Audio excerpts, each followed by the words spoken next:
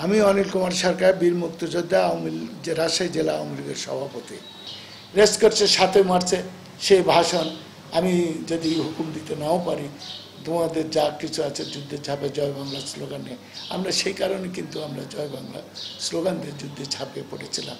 জাতির জনকের পর 81 সালে 17 এপ্রিল আমাদের জাতির জনকের কন্যা মাননীয় প্রধানমন্ত্রী শেখ হাসিনা দেশে আছেন। ভীষণ সেই ঢাকা ক্যান্টনমেন্ট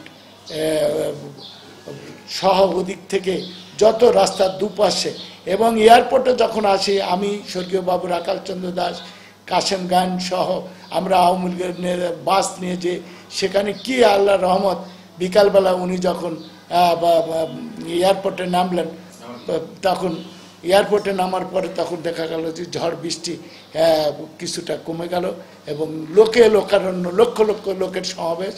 এবং সেই সময় আমার সৌভাগ্য হয়েছিল